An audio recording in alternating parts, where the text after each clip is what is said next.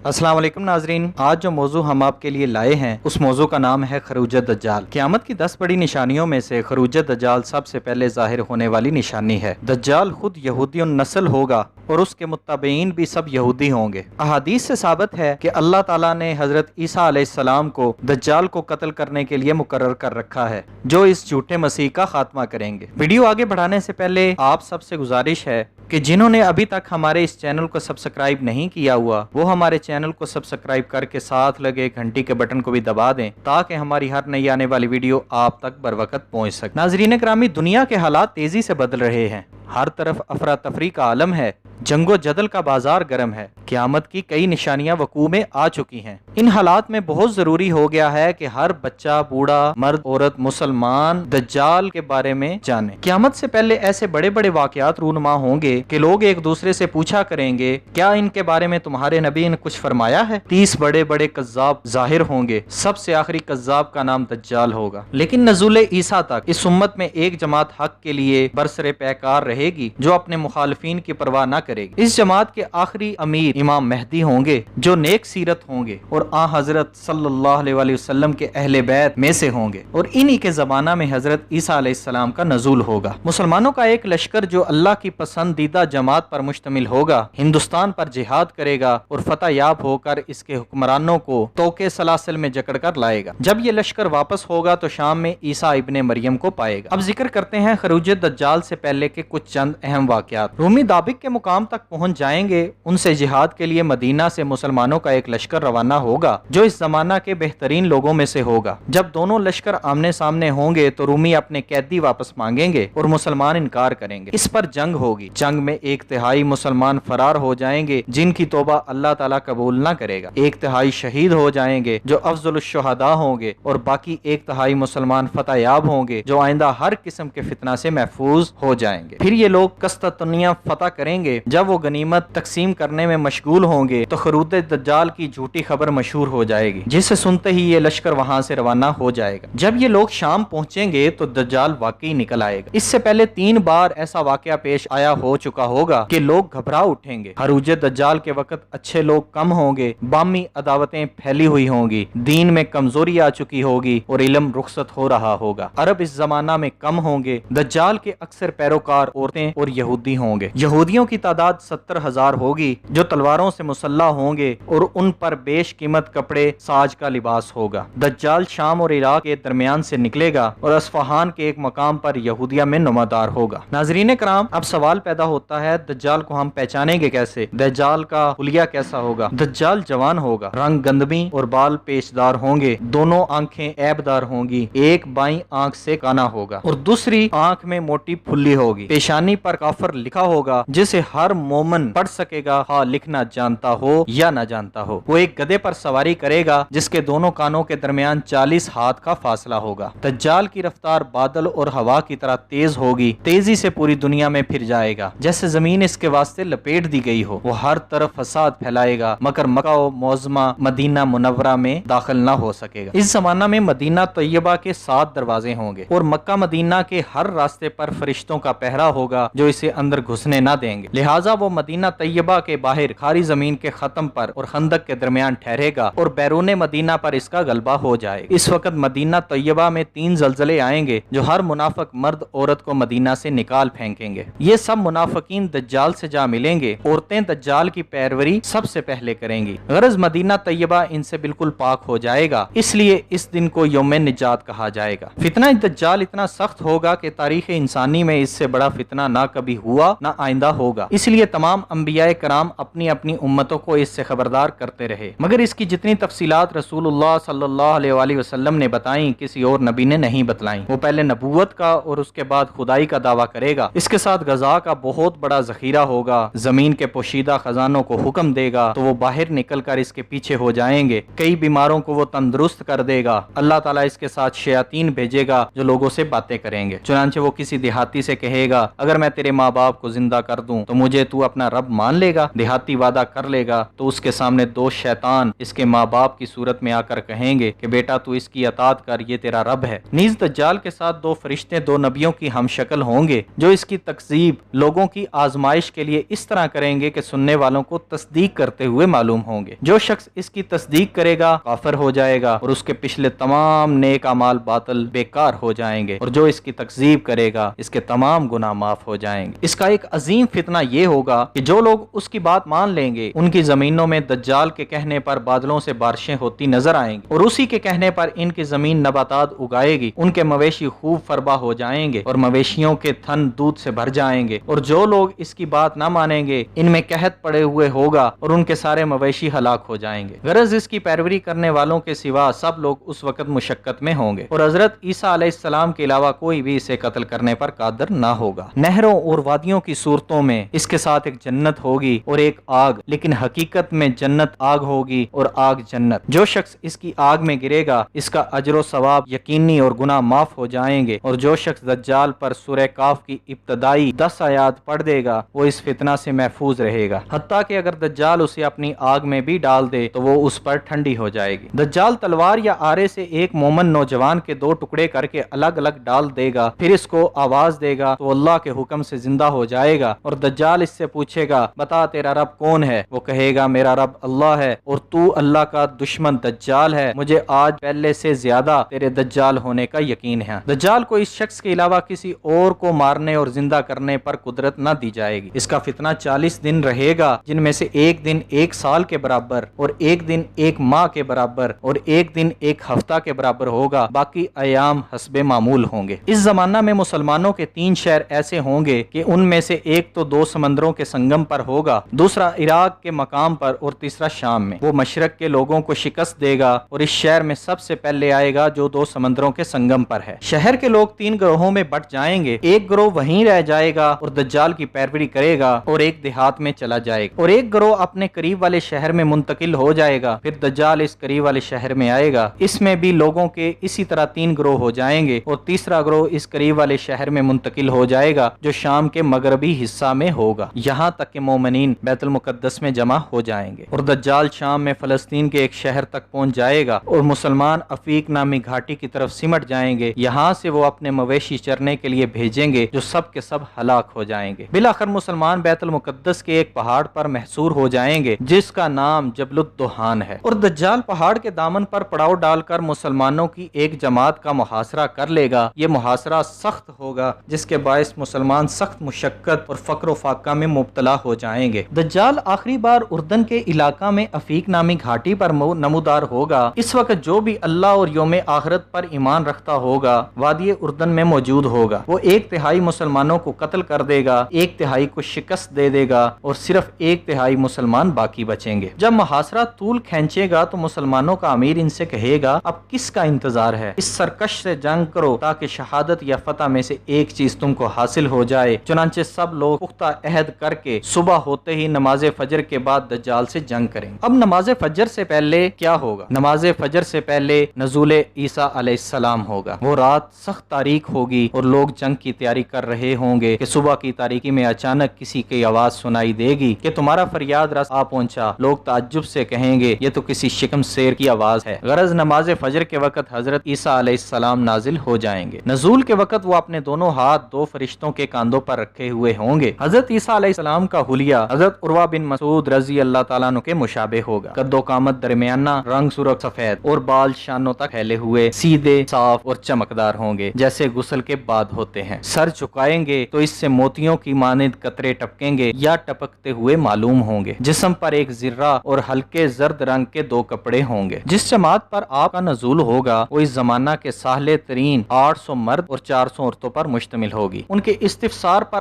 آپ اپنا تعارف کرائیں گے اور دجال سے جہاد کے بارے میں ان کے جذبات و خیالات معلوم فرمائیں گے۔ اس وقت مسلمانوں کے امیر امام مہدی ہوں گے جن کا ظہور نزول عیسیٰ سے پہلے ہو چکا ہوگا۔ حضرت عیسیٰ علیہ السلام کا نزول دمشق کے مشرقی سمت میں سفید منارے کے پاس یا بیت المقدس میں امام مہدی کے پاس ہوگا۔ اس وقت امام مہدی نماز فجر پڑھانے کے لیے آگے بڑھ چکے ہوں گے اور نماز کی اقامت ہو چکی ہوگی۔ امام مہدی حضرت عیسیٰ علیہ السلام کو امامت کے لیے بلائیں گے مگر وہ انکار کریں گے اور فرمائیں گے یہ اس امت کا اعزاز ہے کہ اس کے بعض لوگ بعض کے امیر ہیں۔ جب امام مہدی پیچھے ہٹنے لگیں گے تو آپ ان کی پشت پر ہاتھ رکھ کر فرمائیں گے تم ہی نماز پڑھاؤ، کیونکہ اس نماز کی اقامت تمہارے لیے ہو چکی ہے۔ چنانچہ اس وقت کی نماز امام مہدی ہی پڑھائیں گے اور حضرت عیسیٰ علیہ السلام بھی ان کے پیچھے پڑھیں گے۔ غرض نماز فجر سے فارغ ہو کر حضرت عیسیٰ علیہ السلام دروازہ کھلوائیں گے جس کے پیچھے دجال ہوگا اور اس کے ساتھ 70,000 مسلح یہودی ہوں گے۔ آپ ہاتھ کے اشارہ سے فرمائیں گے میرے اور دجال کے درمیان سے ہٹ جاؤ۔ دجال حضرت عیسیٰ علیہ السلام کو دیکھتے ہی اس طرح گھلنے لگے گا جیسے پانی میں نمک گھلتا ہے۔ اس وقت جس کافر پر حضرت عیسیٰ علیہ السلام کی سانس کی ہوا پہنچے گی مر جائے گا اور جہاں تک آپ کی نظر جائے گی وہیں تک سانس پہنچے گا۔ مسلمان پہاڑ سے اتر کر دجال کے لشکر پر ٹوٹ پڑیں گے اور یہودیوں پر ایسا روب چھائے گا کہ کوئی یہودی تلوار تک نہ اٹھا سکے گا۔ غرض جنگ ہوگی اور دجال بھاگ کھڑا ہوگا۔ حضرت عیسیٰ علیہ السلام اس کا تعاقب کریں گے اور فرمائیں گے میری ایک ضرب تیرے لیے مقدر ہو چکی ہے جس سے تو بچ نہیں سکتا۔ اس وقت آپ کے پاس 2 نرم تلواریں اور ایک حربہ ہوگا جس سے آپ دجال کو قتل کر دیں۔ پاس ہی افیق نامی گھاٹی ہوگی، حربہ اس کے سینہ کے بیچوں بیچ لگے گا اور عیسیٰ علیہ السلام اس کا خون جو آپ کے حربہ پر لگ گیا ہوگا مسلمانوں کو دکھائیں گے۔ بالآخر دجال کے ساتھی یہودیوں کو شکست ہو جائے گی اور ان کو مسلمان چن چن کر قتل کریں گے اور کسی یہودی کو کوئی چیز پناہ نہ دے گی، حتیٰ کہ درخت اور پتھر بول اٹھیں گے کہ ہمارے پیچھے کافر یہودی چھپا ہوا ہے، آؤ اور اسے قتل کر دو۔ باقی ماندہ تمام اہل کتاب آپ پر ایمان لے آئیں گے۔ پھر حضرت عیسیٰ علیہ السلام صلیب کو توڑ دیں گے۔ پھر آپ کی خدمت میں اطراف و اکناف سے لوگ جو دجال کے دھوکہ فریب سے پیچھے رہ گئے تھے حاضر ہوں گے اور آپ ان کو جنت میں عظیم درجات کی خوشخبری دے کر دلاسا و تسلی دیں گے۔ پھر لوگ اپنے اپنے وطن واپس ہو جائیں گے۔ مسلمانوں کی ایک جماعت آپ کی خدمت اور صحبت میں رہے گی۔ حضرت عیسیٰ علیہ السلام وہاں سے تشریف لے جائیں گے، وہاں سے حج یا عمرہ دونوں کریں گے اور رسول اللہ صلی اللہ علیہ وسلم کے روضہ اقدس پر جا کر سلام عرض کریں گے اور آپ صلی اللہ علیہ وسلم ان کے سلام کا جواب دیں گے۔